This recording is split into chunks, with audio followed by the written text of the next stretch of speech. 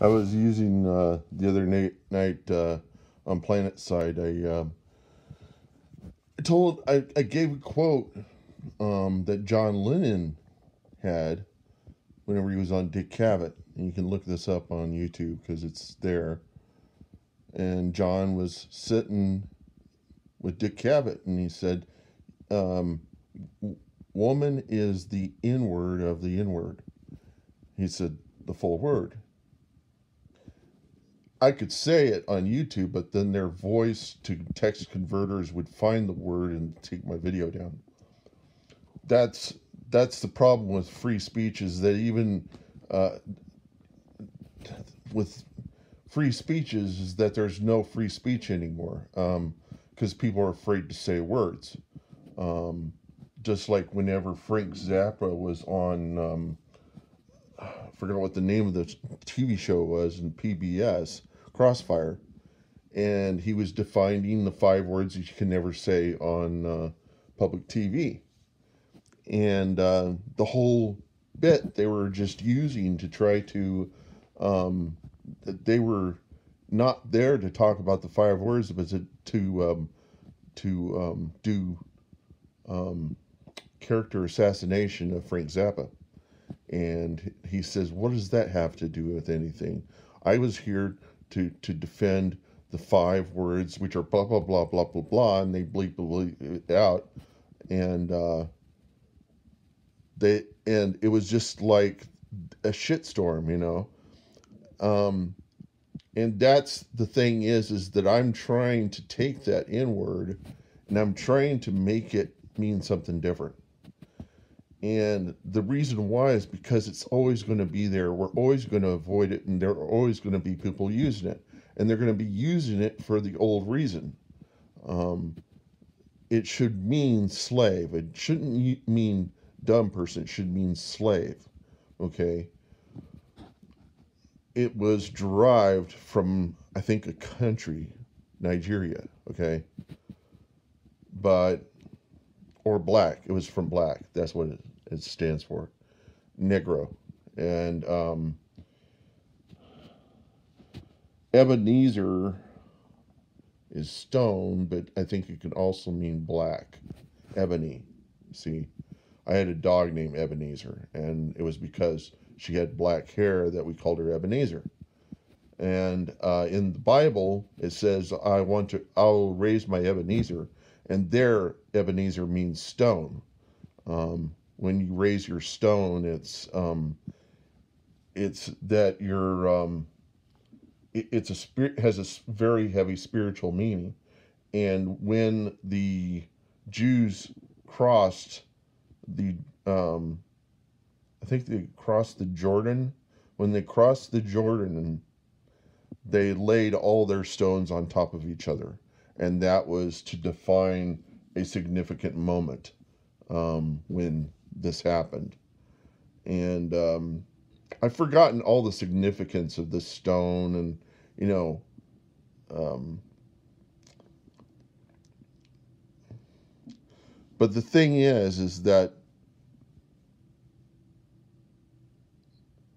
we use what makes racist words is using them in using them in a sentence in such a way as to replace a a race with a word. And if it weren't the N word, it would be something else. Someone would be always coming up with yet another racist word. All it takes is for someone to refer to somebody with a different word, with a word. So I could refer to all the white people as trailer trash. See, and then I just made a racist, and they would say for anybody who was in trailer parks as being trailer trash, even when they weren't. Um, but I could make up something else. I could say, I could call them bird poop. I'd call all the white people bird poop because the white is the color of birds' poop, and I would say, they're all bird poop, or we could say they're poop. poop people, you know, bird poop people. Um, your Yeah, and see, and you could just keep going on and coming up with anything that was of a race, and you could hit upon something that hurts, and then you could use that to refer to someone whenever they're trying to interact. So it's like I'm trying to interact with somebody, and they said, "Well, we don't interact with bird poop." And I said, "What are you saying?" It says, "You're a bird poop. All you white people are bird poop." You see, and then you just made a racist word out of that. If you just keep going on and on, eventually everybody's going to have something that people can refer to them that completely replaces. You know, it's it's it would they would be defined by a word and not by their name or by any respectful definition. I mean, they wouldn't be respected. Okay, the whole people wouldn't be respected. It wouldn't be just an individual; it'd be a whole people, and it would be everybody by an attribute. And so the thing is that racist terms are always going to exist as long as racism exists. And the racism is the problem, not the words. You can use the words, you can use cuss words all day. It pricks up people's ears. It's used to get people's attention. If it's overused, then it becomes kind of gnawing and annoying. But I mean, they use it all the time in rap music, and it's because black people figure they can use it all the time to refer to each other. But it's really it's actually probably okay to do in any case, because if see, some people say, well, is it a dumb person? We need to define it as something, because if you don't define it, then it can be used for anything. But that's, I guess, freedom of speech. You can use it for anything. And then people will say, well, you don't say that in polite company. Well, there was a time when you would say, I've got to make a call in polite company, and that was not permitted in the 30s and 40s, because it meant that you were going to interrupt polite company to go and answer a telephone call, which was considered bad social etiquette. It's all a matter of the culture and what's going on at that time and period of. So what I would say is, I would say, don't get easily offended. If you get easily offended, and you're basically not you're not paying attention to what is being said.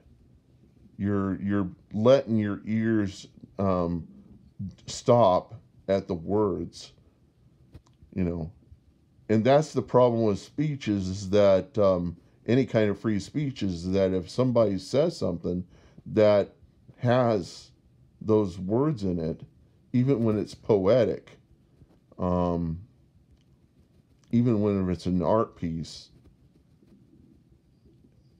if it stuns people, that may have been the purpose for having the art piece or the poetry. But when people are easily offended by the words, it shows that they're ignorant. They prefer ignorance. They don't want to hear. They only want to hear the words they want to hear. They don't want to hear the words they don't want to hear. And it also tests the waters as to what is racism and what is not racism. Racism is how you treat people. That's what racism is. It's not the words you use, it's how you use them towards people. It's how you treat people that makes them bad. And when somebody uses those words, and you need to understand how they're defining the words. Because even if you go to another country and you use some words, they may have a different definition for the words in their country. And so you don't know what they consider to be, like in England, the word bloody. It In America, you say bloody, people are like, ah, it doesn't sound so bad. In England, it's considered a very bad word, but some people use it just all the time. And that's the thing is that unless you understand the culture, you won't understand how people don't, how people are offended by words.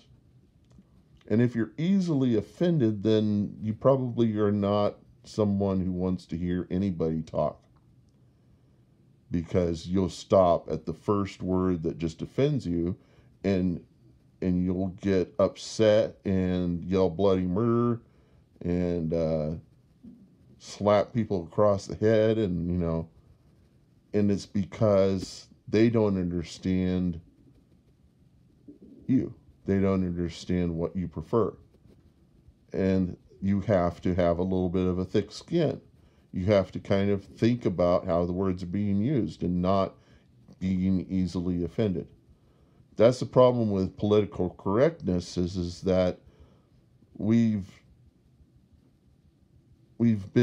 become afraid to have any kind of free speech, because if we have anything to say, there is nobody in the world that wants to hear it, and therefore nobody ever talks. Also, there are whole cultures of people, like whenever the black people say Black Lives Matter, and then the white people say, but all lives matter. The thing that the white people don't get is that the black people are still being marginalized, and the phrase Black Lives Matter is really just to let the white people know that they are marginalizing the black people. And I mean, and everybody is, because it's in the culture. Police officers will pull black people over, um, and put them in prison for no reason at all. It does happen, and it still happens. And there's still injustices towards black people. And whenever I was bagging, there was a lady who complained that a black Instacart worker has been stealing her groceries. But people don't understand that in the grocery stores, we have a tendency sometimes, and it happens quite a lot, to forget to put items inside of a bag because we're trying to bag all the items together. Some are going to get lost. It's just going to happen. And I bagged for Kroger for 5 years, and I know how many times, it's usually about every month, I would probably lose items for about 10 customers. It happened that often. And it's not something, I mean, it's something that you wish you could stop doing, but it happens because nobody's perfect. And so you don't jump to conclusions and say it was because of this black person. It was a black person that did it. And the black person, it has nothing to do with their race. When you use it and say it has to do with their race, that means you were racist. See, you already made a decision. You said it's because their race, not because that you jump to that conclusion because you can't trust black people. See what I'm saying?